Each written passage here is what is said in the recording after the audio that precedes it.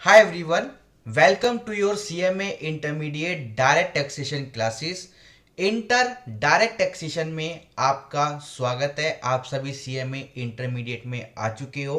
तो एक बहुत ही अच्छा, बहुत ही इंटरेस्टिंग और बहुत ही पैसा कमाने वाला सब्जेक्ट आप पढ़ने जा रहे हो जिसका नाम है डायरेक्ट टैक्स। ठीक है। So I am your faculty of direct taxation for your CMA intermediate. तो आज हम इस वीडियो के दौरान आपसे बात करने जा रहे हैं कि हमको अपने सिलेबस को कैसे कवर करना है एग्जाम पर्सपेक्टिव से भी, और हमारे सिलेबस में जितने भी हमारे चैप्टर्स हैं वो हमारे प्रैक्टिकल लाइफ में कहाँ पर काम आएंगे, कितने काम आएंगे, कौन सा चैप्टर हमारा क्या बात बोलता है, किस रूप में बोलता है, मतलब कौन सा चैप्टर हमको क्या बात बताना चाह रहा है। हमारे टैक्सेशन के जो कानून है, हमारा इनकम टैक्स एक्ट, उसमें हमारे डिफरेंट डिफरेंट चैप्टर हमारी बुक में हमारे पास है। तो वो चैप्टर्स हमें क्या बताने जा रहे हैं इसके बारे में भी हम डिस्कशन करेंगे। ठीक है। तो सबसे पहले मैं आपको आपकी बुक की तरफ लेकर चलता हूं जो आप पढ़ेंगे आपके इंस्टीट्यूट की। आइए। तो दोस्तों ये आपकी इंस्टीट्यूट की बुक है और इंस्टीट्यूट की बुक आपकी दो पार्ट में डिवाइड है। पार्ट ए आपका है डायरेक्ट टैक्सेशन और पार्ट बी आपका है इनडायरेक्ट टैक्सेशन। तो अभी हम किसकी बात करने जा रहे हैं? डायरेक्ट टैक्सेशन की बात हम करने जा रहे हैं। तो आपको एक बार मैं चैप्टर्स के नाम बताता हूं कि आपके पास चैप्टर्स के नाम क्या क्या है। देखो, सबसे पहले आता है बेसिक्स। बेसिक्स मतलब छोटी छोटी बातें कि इनकम टैक्स क्या है, ठीक है, डायरेक्ट टैक्स क्या है, इनडायरेक्ट टैक्स क्या है, असेसी क्या है, असेसमेंट ईयर क्या होता है, प्रीवियस ईयर क्या होता है, हमारे इनकम टैक्स में कितने प्रकार के पर्सन होते हैं, ठीक है, हमारे इनकम टैक्स में कितने प्रकार के हेड्स होते हैं, ठीक है, टैक्स स्लैब क्या होता है। ये सारी बातें हम बेसिक्स के चैप्टर में पढ़ते हैं और बेसिक्स की बातें आपकी सिलेबस खत्म होने तक बार बार कहीं ना कहीं किसी ना किसी चैप्टर में आती रहती है। तो जो बेसिक्स की बातें होती है वो आप ड्यूरिंग द जो आपके सब्सिक्वेंट चैप्टर्स होते हैं उसमें भी आप बिल्कुल पढ़ते हो।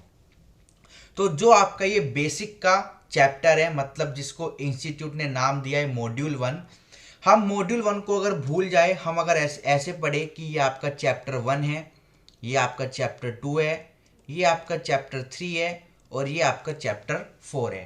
तो चैप्टर 1 आपका है, जैसे मैंने कि बताया, बेसिक्स कॉन्सेप्ट, किस पर टैक्स लगेगा, बेसिस ऑफ चार्ज, कैपिटल और रेवेन्यू रिसिप्ट क्या होती है, ये छोटी छोटी बातें इसमें है।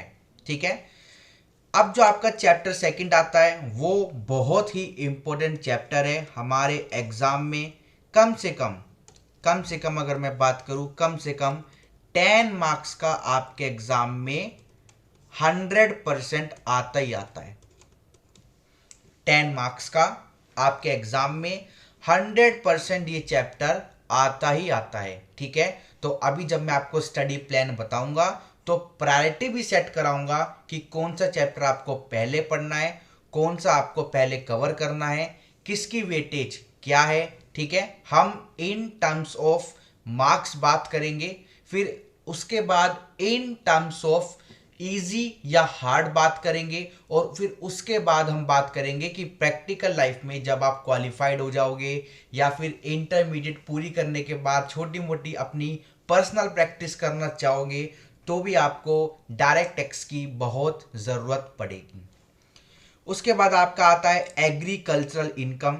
ये भी आपका 5 मार्क्स का कंफर्म आपके एग्जाम में आता है।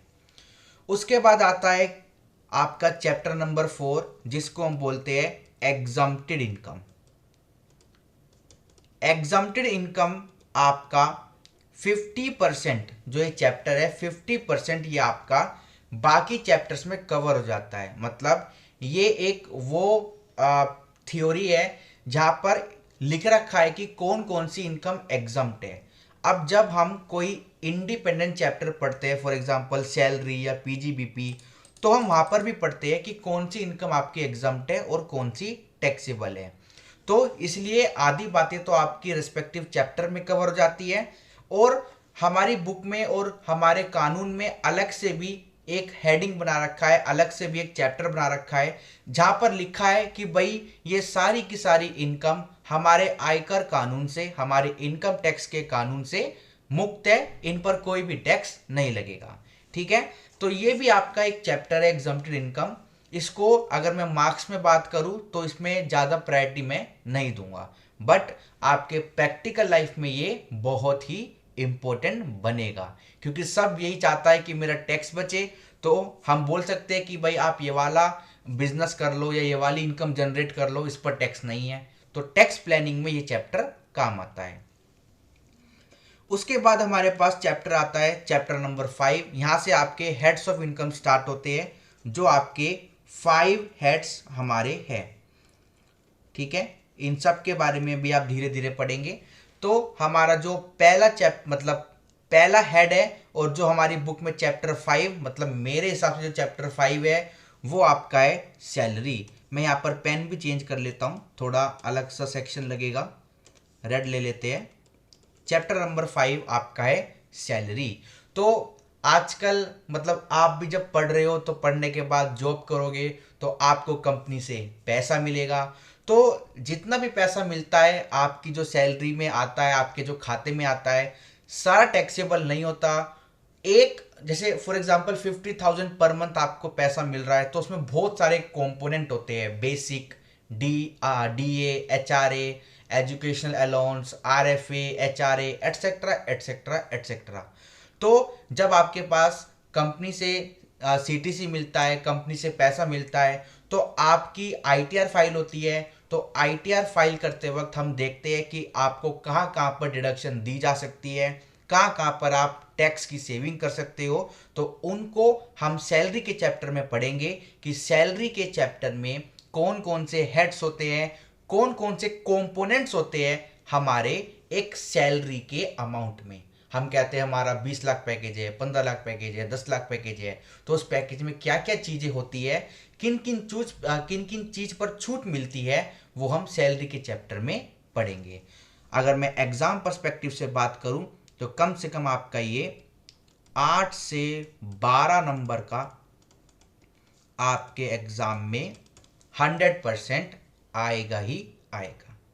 ठीक है दोस्तों, पॉइंट क्लियर है। चलिए, उसके बाद आपका अगला चैप्टर आता है 6th, income from house property. अगर आपको रेंटल इनकम होती है, ठीक है, अगर आपको रेंटल इनकम होती है तो जितना भी आपको रेंट मिला है उसमें कुछ वर्किंग की जाती है, कुछ छूट दी जाती है। अगर आपने उस प्रॉपर्टी को बैंक से लोन लेकर लिया है तो उस पर ब्याज पे करते हो आप बैंक को, उसकी छूट हम देते हैं। तो ये सारी बातें आपको इनकम फ्रॉम हाउस प्रॉपर्टी में देखने को मिलती है, और हमारे एग्जाम में 8 से 10 नंबर का 100% इसका क्वेश्चन आता ही आता है। ठीक है, नेक्स्ट चैप्टर आपका आता है profit and gains of business और प्रोफेशन इंक्लूडिंग टैक्स ऑडिट। ये तो चैप्टर का नाम है, जब हम चैप्टर में आएंगे तो आपको बताएंगे ये सारे सेक्शन क्या है। अब अगर मैं चैप्टर नंबर 7 की बात करूं तो ये आपका है व्यापार का, मतलब आपके बिजनेस का। और अगर आप एक प्रोफेशनल हो, सीए, सीएमए, सीएस, डॉक्टर, वकील, आर्किटेक्चर, ठीक है, तो आप एक प्रोफेसर हो, मतलब सॉरी प्रोफेशनल हो, तो आप यहाँ पर फॉल करते हो। मतलब एक व्यापार करने वाला भी और एक प्रोफेशनल भी, दोनों ही चैप्टर 7 में आते हैं।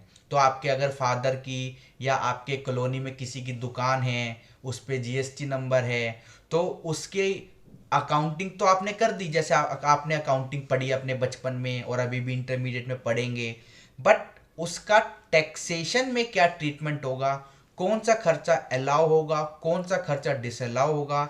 मतलब अकाउंट्स वाले क्या करते हैं, all income credit, all expense debit, but हम कहते हैं कि हम बताएंगे कौन सा खर्चा डेबिट होगा हमारे हिसाब से और कौन सा खर्चा क्रेडिट, मतलब कौन सी इनकम क्रेडिट होगी। ठीक है, तो अकाउंट्स वाले जब प्रॉफिट एंड लॉस अकाउंट बना देते हैं, वो प्रॉफिट एंड लॉस अकाउंट हमारे पास आता है इनकम टैक्स वालों के पास, क्योंकि आखिर में टैक्स पे करना है। तो कहीं भी घुमाओ आखिरी में हमारे पास ही आओगे। तो इसलिए इस चैप्टर की जो वेटेज है वो कम से कम आपकी है 15 से आई कैन से 18 मार्क्स, 100% आपको इसका क्वेश्चन एग्जाम में देखने को मिलेगा ही मिलेगा। ठीक है, उसके बाद दोस्तों आपका चैप्टर नंबर 8 आता है कैपिटल गेन। ये क्या होता है? आपने अपनी कोई कैपिटल एसेट बेची। कैपिटल एसेट क्या होती है? कैपिटल एसेट क्या होती है ये भी हम पढ़ेंगे कैपिटल गेन के चैप्टर में। अभी के लिए समझ लो आपने कोई अपना घर बेचा, ठीक है, या फिर आपने कोई ज्वेलरी बेची, कोई भी आपने अपनी एसेट बेची, एसेट जो कैपिटल एसेट की डेफिनेशन में फॉल करती है इनकम टैक्स के हिसाब से, और उस पर आपको गेन हो गया, तो गेन हुआ है ना, तो टैक्स देना पड़ेगा। जैसे आजकल बहुत ट्रेंड है, इक्विटी शेयर्स में डीलिंग करते हैं, ठीक है, इक्विटी शेयर हो गए, डेरिवेटिव हो गए, उन सब पे कैपिटल गेन अगर कोई होता है तो वो आपका इस वाले चैप्टर में आ जाता है, और आपके एग्जाम में मिनिमम 12 से 15 नंबर का क्वेश्चन आपको 100% देखने को मिलेगा। फिर आता है आपका इनकम फ्रॉम अदर सोर्स। अब आपकी कोई ऐसी इनकम है जो ऊपर के 4 हेड में कवर नहीं हुई, वो आपके इस वाले हेड में आ जाती है, जैसे इंटरेस्ट, डिविडेंड वगैरह वगैरह वगैरह, फैमिली पेंशन, ठीक है, तो वो सब आपकी यहाँ पे आ जाती है। और हमारे एग्जाम में इसका 8 से 10 मार्क्स तक का क्वेश्चन 100% आता ही आता है। तो ये 5 हेड आपके बहुत ज़रूरी है, ये आपके प्रैक्टिकल लाइफ में भी इतने काम आएंगे, मतलब इनके बिना कुछ है ही नहीं, इनके मतलब टैक्स के बिना कुछ है ही नहीं। आप कितना ही प्रॉफिट कमा लो, कितना ही बड़ा कारोबार खड़ा कर लो, कितनी ही आप अकाउंटिंग कर लो, कितनी ही कॉस्टिंग कर लो, आखिरी में किसके पास आओगे? आखिरी में आओगे इनकम टैक्स वालों के पास कि सर मेरी जरा रिटर्न फाइल कर दो, क्योंकि इनकम टैक्स के रूल्स एंड रेगुलेशन ही इतने टाइट है कि यहाँ से बचकर कोई नहीं जा सकता, और अगर यहाँ से कोई बच के जाने की कोशिश भी करेगा तो वो कभी ना कभी तो पकड़ा जाएगा। चलिए, अब हमारे इंस्टीट्यूट ने मॉड्यूल 3 में क्या सेट किया है? मॉड्यूल 3 में आपके कुछ छोटे छोटे चैप्टर्स हैं जिनकी अगर मैं बात करूं, मतलब इन सब की जो वेटेज है वो है ईच 6 to 8 मार्क्स। मतलब अगर कोई क्वेश्चन इंडिपेंडेंट आया तो 6 से 8 नंबर में आएगा, अगर इंडिपेंडेंट नहीं आया तो वो टोटल इनकम में बनकर आएगा। अब जैसे मैं बात करूं कि हमारा सेल्फ असेसमेंट एंड इंटीमेशन, ये इंडिपेंडेंट आ सकता है, आपका पेन इंडिपेंडेंट आ सकता है, ये भी इंडिपेंडेंट आ सकता है। ये जो टीडीएस और टीसीएस है ये इंडिपेंडेंट एक अलग से भी क्वेश्चन आ सकता है, और आपका टोटल इनकम के क्वेश्चन में भी मिलकर आ सकता है पीजीबीपी में प्रोविजन लग के। एडवांस टैक्स आपका इंडिविजुअल आएगा, ये आपका इंडिविजुअल भी आ सकता है, या फिर यहाँ पे ओब्लिक लगाता हूँ, ओब्लिक, या फिर प्लस ही करते हैं क्योंकि ये भी कभी कभी ये भी होता है अलग से भी आ गया और टोटल इनकम में भी आ गया, ठीक है। फिर ये सेट ऑफ आपका इंडिपेंडेंट भी आ सकता है प्लस टोटल इनकम में भी आ सकता है, और क्लबिंग भी आपका इंडिपेंडेंट भी आ सकता है और टोटल इनकम में भी आ सकता है, ठीक है। ये सारे हमारे जो है, मतलब अगर मैं आपको बोलूं कि इंडिपेंडेंट क्वेश्चन आने की प्रोबेबिलिटी किस में से ज़्यादा है, तो एक तो यहाँ से, एक यहाँ से, ठीक है, एक यहाँ से, एक यहाँ से, 1 2 3 4, ये 4 चैप्टर ऐसे हैं, इनमें से अपना इंडिपेंडेंट क्वेश्चन बन के आ सकता है 6 से 8 नंबर का। अब हम बात करते हैं कि इन चैप्टर्स में है क्या। सबसे पहला इनकम ऑफ, अच्छा ये चैप्टर का नाम क्या है आपका? ये आपका 9 था तो ये आपका 10 बन गया। 10 चैप्टर कहता है income of other person included in assessees total income, और ब्रैकेट में लिखा है क्लबिंग ऑफ इनकम। इस चैप्टर में क्या लिखा है? आप मतलब मैं उज्जवल अपनी इनकम पे टैक्स दूंगा, किसी दूसरे की इनकम पे थोड़ी दूंगा। बट होता क्या है बिजनेसमैन फैमिली में होता क्या है, मैं बिजनेसमैन इसलिए बोल रहा हूँ क्योंकि वहीं पर ज़्यादा होता है। जैसे पापा का टैक्स बन रहा था, पापा का स्लैब क्रॉस हो रहा था, पापा ने क्या करा, एक और जीएसटी नंबर अप्लाई कर दिया मेरी मम्मी के नाम, मदर के नाम। तो पापा ने क्या किया, इनकम को शिफ्ट करना चाहा। ठीक है, तो इसमें क्या होता है, अगर इनकम टैक्स वालों को पता लगा कि मम्मी थोड़ी व्यापार कर सकती है, ये पापा ने टैक्स की चोरी करने की वजह से ऐसा किया है, तो फिर पापा पे क्लबिंग के प्रोविजन लग जाएंगे। जो इनकम मदर की हो रही है कानूनन, उस पर टैक्स भरना पड़ जाएगा पापा को। क्यों? क्योंकि इनकम टैक्स वाले क्लबिंग के प्रोविजन पापा के ऊपर लगा देंगे। ऐसी कभी कभी क्या होता है, पापा के नाम पे प्रॉपर्टी है, प्रॉपर्टी से किराया आता है। अब किराया आता है तो फिर वो आपकी पापा की इनकम में ऐड होगा और टैक्स बनेगा। तो पापा क्या करते हैं, किराया मम्मी के खाते में ले लेते हैं, तो ये भी गलत है। तो ये जो भी घपलेबाजी होती है घरों में, इन पर क्लबिंग ऑफ इनकम के प्रोविजन लग जाते हैं, और जो इनकम को शिफ्ट करने की कोशिश करता है वो दोबारा दलदल में फंस जाता है। तो 10 चैप्टर में हम पढ़ेंगे कि कहाँ कहाँ पर क्लबिंग के प्रोविजंस लगते हैं। उसके बाद आता है आपका 11 चैप्टर। हाँ जी, तो चैप्टर नंबर 11 आपका है set of and carry forward of loss. अब आप व्यापार भी करते हो, आपका कैपिटल गेन भी है, आपको रेंटल इनकम भी आती है, तो कहीं से फायदा होता है, कहीं से लॉस भी हो जाता है। तो जब आपकी आईटीआर फाइल होती है तो टोटल इनकम रिपोर्ट होती है। तो टोटल इनकम जब रिपोर्ट होती है तो सरकार आपको मौका देती है कि आप अपनी दूसरे हेड की इनकम से दूसरे हेड का लॉस सेट ऑफ कर सकते हो, या फिर एक बिजनेस से दूसरे बिजनेस के लॉस को भी सेट ऑफ कर सकते हो। तो क्या प्रोविजन होता है सेट ऑफ का और कैरी फॉरवर्ड का, ये हम पढ़ेंगे 11 चैप्टर में। मैंडेटरी आपका क्वेश्चन आता है यहां से 100%, तो इसको इंपॉर्टेंट हम लेकर चलेंगे। नेक्स्ट आपका आता है डिडक्शन, रिबेट, रिलीफ। डिडक्शन एक ऐसा चैप्टर है जिसके बारे में सब चर्चा करते रहते हैं कि टैक्स की सेविंग कैसे करें, टैक्स की सेविंग कैसे करें, टैक्स की सेविंग कैसे करें। तो आपके कोई रिलेटिव, आपके दोस्त, आपके फैमिली में भी पूछते रहते हैं कि हम LIC ले ले, हेल्थ इंश्योरेंस ले ले, PPF ले ले, हेल्थ इंश्योरेंस करा ले, इलेक्ट्रिक व्हीकल ले ले, किसी रजिस्टर्ड ऑर्गेनाइजेशन को हम डोनेशन दे दे, वगैरह वगैरह वगैरह। तो ये डिडक्शन का आपका 100% इंडिपेंडेंट क्वेश्चन आ सकता है। ठीक है, 6 से 8 मार्क्स में, और आपके टोटल इनकम में भी 2 नंबर का या 3 नंबर का कोई ना कोई एडजस्टमेंट होता ही होता है। ठीक है, तो हम पढ़ेंगे कि डिडक्शन, रिबेट, रिलीफ क्या होता है। उसके बाद जब सारी काम हो जाते हैं, इनकम निकल जाती है, तो भाई टैक्स निकलेगा, taxation of individual including AMT। But अभी आपके इंटर लेवल पर नॉन रेजिडेंट की बात नहीं है, वो फाइनल लेवल पर है, और साथ में HUF की बात हम करेंगे कि स्लैब रेट क्या होता है और टैक्स कैसे निकलता है। फिर हमारे पास दोस्तों आता है एडवांस टैक्स। एडवांस टैक्स क्या है, किसी पर्सन को साल खत्म होने से पहले ही टैक्स की पेमेंट करनी पड़ती है। सरकार 4 किस्तों में हमसे टैक्स की पेमेंट मांगती है।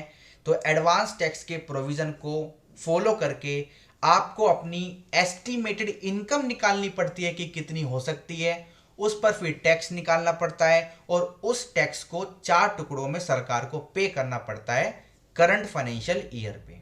ठीक है, तो हम पढ़ेंगे कि एडवांस टैक्स के कॉन्सेप्ट क्या है। एग्जाम में अगर क्वेश्चन आता है तो इस पर ये आ जाता है कि बताओ 4 इंस्टॉलमेंट क्या है अभी तक, मतलब जो आया है, और इस पे ये आता है कि किस किस को एडवांस टैक्स पे नहीं करना पड़ता, कौन एग्जाम्प्ट है फ्रॉम एडवांस टैक्स। तो ये 2 कैटेगरी के क्वेश्चन पूछे जाते हैं अलग से।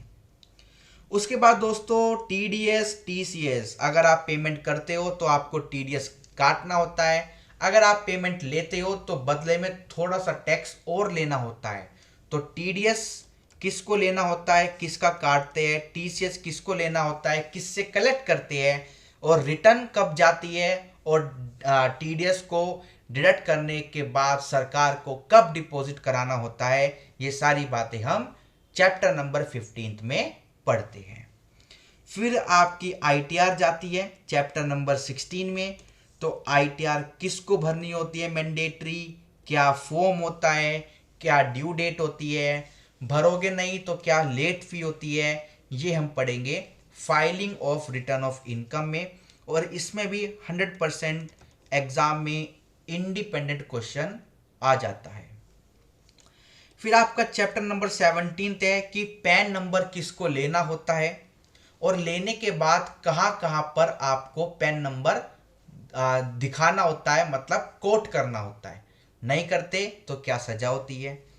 और उसके बाद चैप्टर नंबर 18 कहता है कि भाई आप अपनी जो आईटीआर है वो खुद ही फाइल करते हो, मतलब आपके अगर प्रोफेशनल भी करते हैं तो माना जाता है कि आपने खुद ही करी है, तो आप अपनी इनकम खुद निकालते हो, आईटीआर फाइल कर देते हो। फिर उस आईटीआर की चेकिंग होके गवर्नमेंट के तरफ से आपको इंटीमेशन आ जाती है कि आपकी आईटीआर हमने चेक कर ली है। कोई डिमांड होती है तो इंटीमेशन में बता दिया जाता है, कोई रिफंड होता है तो इंटीमेशन में बता दिया जाता है, और अगर कुछ भी नहीं होता तो भी इंटीमेशन में बता दिया जाता है। तो इंटीमेशन कोई नोटिस नहीं है, बस सरकार बताती है आपकी रिटर्न हमारे पास आ गई है और हमने उसको चेक कर लिया है। अब अगर हम देखें कि स्टडी प्लान में अगर हम बात करें कि बाय मार्क्स, भाई बच्चों को तो बाय मार्क्स ही चाहिए, तो बाय मार्क्स में हमको कैसे कैसे पढ़ना है। सबसे पहले रेजिडेंशियल स्टेटस, ठीक है। उसके बाद एग्रीकल्चर इनकम, छोटा सा चैप्टर है, ठीक है।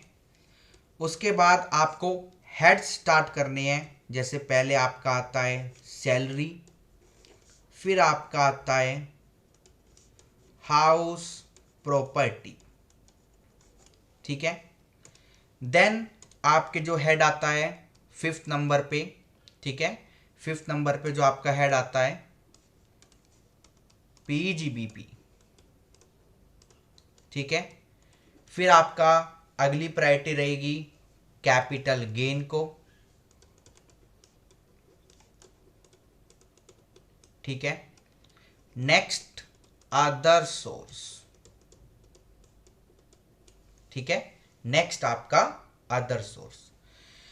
फिर हम बात करेंगे कि आपको इसके बाद कौन कौन से चैप्टर उठाने चाहिए, कौन कौन से चैप्टर आपको उठाने चाहिए। तो 8 नंबर पे मैं यहाँ पे डालता हूँ कि आप डिडक्शन पढ़ो, ठीक है, डिडक्शंस पढ़ो। उसके बाद आप पढ़ो रिटर्न ऑफ इनकम,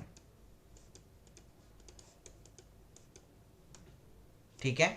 आप उसके बाद पढ़ो रिटर्न ऑफ इनकम, डिडक्शन पढ़ने के बाद रिटर्न ऑफ इनकम। अब अगर हम बात करें कि हमारे कौन कौन से, अच्छा सेट ऑफ सबसे important, set of and carry forward, ठीक है, set of and carry forward, ये भी आपका इंपॉर्टेंट चैप्टर है। तो सेट ऑफ हो गया, डिडक्शन हो गया, टैक्स तो बाद में निकालेंगे, आपका आईटीआर हो गया। अब जो आपके रिमेनिंग चैप्टर है आप उनको फिर प्रायोरिटाइज कर सकते हो 11th नंबर से, ठीक है। जैसे आपका पैन, जैसे आपका एडवांस टैक्स, ठीक है। फिर जैसे आपका टीडीएस टीसीएस। अब टीडीएस टीसीएस में होता क्या है, बहुत सारे सेक्शन होते हैं, बहुत सारे रेट होते हैं, तो इस पर ज़्यादा फोकस ना दे तो ठीक है, क्योंकि एकदम एग्ज़ाम से पहले रिवाइज नहीं हो पाता, ठीक है। तो इस पर ज़्यादा आप प्रायोरिटी नहीं दोगे तो भी चलेगा, ठीक है। फिर आपका आता है ये जो है सेल्फ असेसमेंट एंड इंटीमेशन, ठीक है, सेल्फ असेसमेंट एंड इंटीमेशन। फिर आपका एक चैप्टर था जो मैंने आपको बताया था, क्लबिंग ऑफ इनकम। ठीक है, क्लबिंग ऑफ इनकम। तो हमारे 18 चैप्टर थे, 18 चैप्टर थे। उसके बाद हम यहाँ पे लेंगे 16th नंबर पर टैक्सेशन, टैक्स निकालना मतलब, ठीक है, या फिर इसको नाम दे दो टैक्स कैलकुलेशन, या फिर यहाँ पे क्या नाम था वही दे देता हूँ, taxation of individual, taxation of individual and HUF. ये इंडिविजुअल क्या होता है, एचयूएफ क्या होता है, सब आपको धीरे धीरे चैप्टर में मिलेगा। अब आपके 18 चैप्टर थे दोस्तों। अब आपके 2 चैप्टर कौन से रह गए, एक तो आपका रह गया वो वाला बेसिक, और दूसरा आपका रह गया एग्जम्प्टेड इनकम। अब मैं यहाँ पे सबसे लास्ट में लिखूंगा आपका एग्जम्प्टेड इनकम। और जो बेसिक वाला चैप्टर है उसकी चिंता आप मत करो, मेरे कोर्स में वो 100% आपका कवर हो जाएगा। ठीक है, वो आपका अगर आपको एज इंट्रो में आपको कवर करना है तो वो कर सकते हो। यहाँ पर बेसिक्स छोटी सी वीडियो है, आप कर लेना उसको कवर, उस पर ज़्यादा कोई भी परेशान होने की दिक्कत नहीं है। ठीक है, तो ये मेरा एक स्टडी प्लान है, मतलब जो मेरी स्ट्रेटेजी है आपके लिए इंटरमीडिएट डायरेक्ट टैक्सेशन के लिए बाय मार्क्स, क्योंकि आपको तो मार्क्स से मतलब है और प्रैक्टिकल लाइफ में तो भाई सारे ही चैप्टर इंपॉर्टेंट है। तो मैंने मार्क्स भी आपको लिख लिख कर बताए कि मार्क्स की क्या हमारी वेटेज रहती है। तो इसी के साथ ये स्टडी प्लान आप फॉलो करें अपनी लाइफ में, 100% करें, आप अपने फ्रेंड्स को दें, ठीक है, जो भी आपके साथ कलीग पढ़ रहे हैं उनको दें। अब ये तो आपकी बात हो गई चैप्टर्स की। अब आपको पढ़ना कैसे है, ठीक है, how to cover syllabus, syllabus की स्पेलिंग गलत हो गई, ये पेन दूसरा आ गया, सिलेबस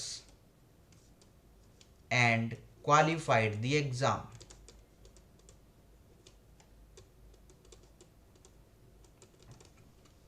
ठीक है, तो इसका जो हमारा स्टेप नंबर 1 है ये है complete your classes, complete your classes, practice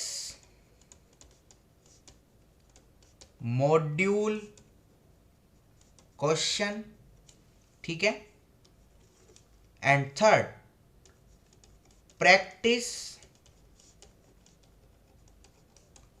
past papers and MT. बस ये 3 स्टेप है आपको डायरेक्ट टैक्स में पास कराने के। सबसे पहले जहाँ से भी पढ़ो, जोन सी भी क्लास लो या खुद पढ़ो, सबसे पहले अपना सिलेबस कंप्लीट कर लो। फिर अपने मॉड्यूल का जो आपको इंस्टीट्यूट देता है एक एक क्वेश्चन उसका कर लो। फिर जो इंस्टीट्यूट के पास पेपर होते हैं उनको आप एक बार प्रैक्टिस कर लो। ये दोनों क्या है हमारा, इंस्टीट्यूट मतलब ICMAI वाला मटेरियल।